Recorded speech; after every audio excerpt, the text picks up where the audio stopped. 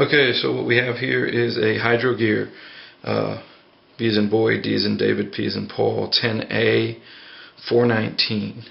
This one came off of a Husqvarna lawnmower, and what I see online all the time is it easier to replace this unit, or is it easier to repair it? Well, you have to get it out to repair it, but as far as time goes and effort, you'll see real quickly that it doesn't take a whole lot to rebuild one of these or repair one. The question often comes then as to what's wrong inside.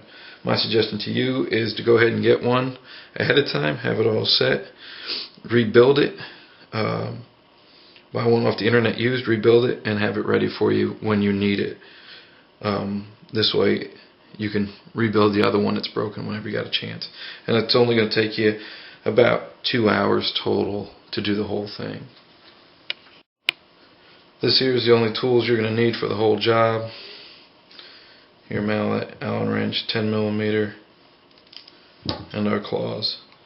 A socket with an extension may come in handy, but you don't have to have it.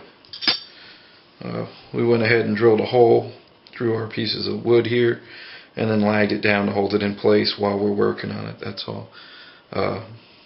We will have to undo it and redo it as we work, but for this example it just makes it easier.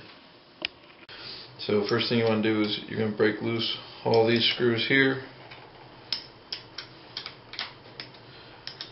and just break them loose, don't take them off. And then take your Allen wrench and you're going to want to break these guys loose.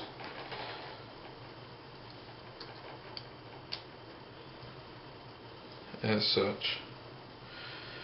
Next is you're going to want to take the top plate off. Okay, so now we're taking out our screws completely. Next comes off is our top plate here. It's going to have a little suction to it. You have one seal sitting right there. I'm just going to inspect inside here, and I don't see any worn out parts or pieces. Next one is going to just be your pieces here, and you're just checking to make sure there's no worn pieces there either. You got a small screw here, you want to make sure you don't lose that. Okay, but this section all looks like it's in good shape, and in my case we're going to be replacing this seal right here because it started to leak some.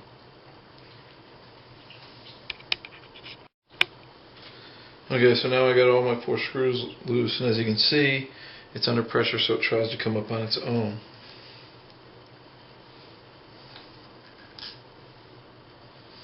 When you lift it off, you're going to want to be careful and watch for any fallen springs that want to come out. There's your next set of seals that will need to be replaced as you do the rest of the system.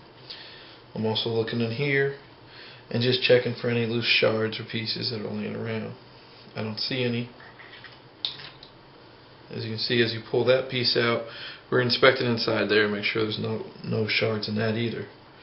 I'll go ahead and set this down to the side here for us. But so far I don't see any pieces that are out of line. They all look like they're in good shape.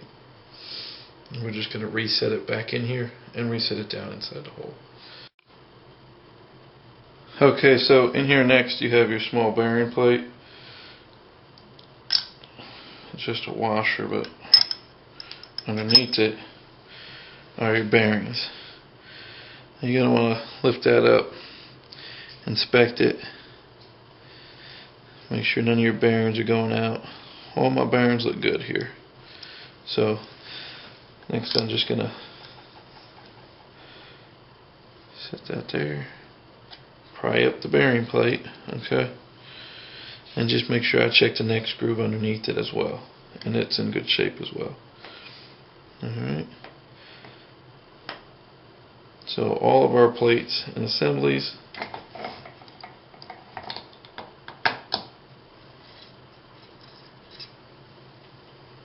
set to the side,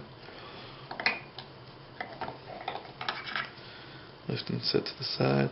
Again, we're just going to check general inspection of the area and make sure everything looks like it's in good shape. For us, it all looks like it's in good shape, so more than likely we just had bad seals which was causing our leak. So what we're going to do now is go ahead and we'll end up replacing all those seals and reassembling it. As you can see, there's not a whole lot of parts to this. There's one other seal that's on the bottom side that we'll show you in a second. Okay, so we removed our cotter pin seal here. It's out of there and it's clear. And I set this back down in here gently, and with my rubber mallet,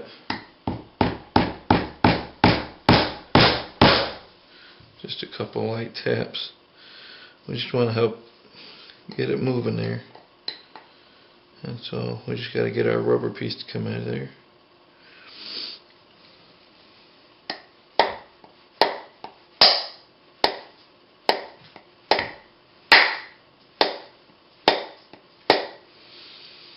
You can see it's just sliding out, but make sure you use a rubber mallet, not a metal one, because we definitely don't want you destroying the shaft. So just little taps.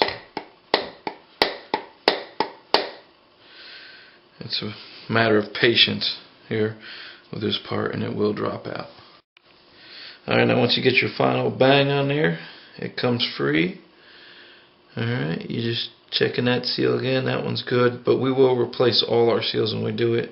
Checking our ring's in good shape, and our bearings all look like they're in good shape, and it's rotating how it should.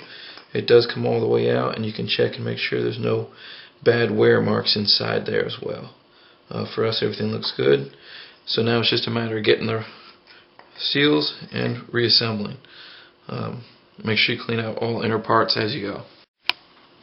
Okay, a little note before that we didn't mention that I want to mention now is that when you are doing your reassembly, you will need to make sure you do not have the top cover on as you set this top piece back together. The reason being is as it is assembled, your shaft comes up through there, and it is nearly impossible to align that shaft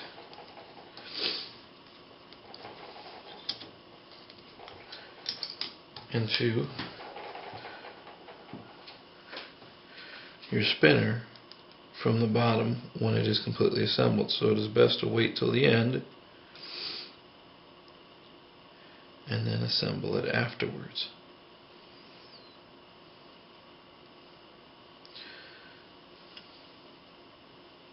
You'll see my springs in there this time, which is fine. You're just going to want to make sure everything lines up nice and even as it goes in.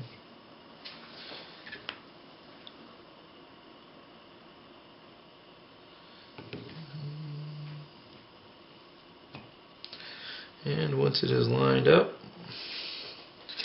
go ahead and set your screws back in.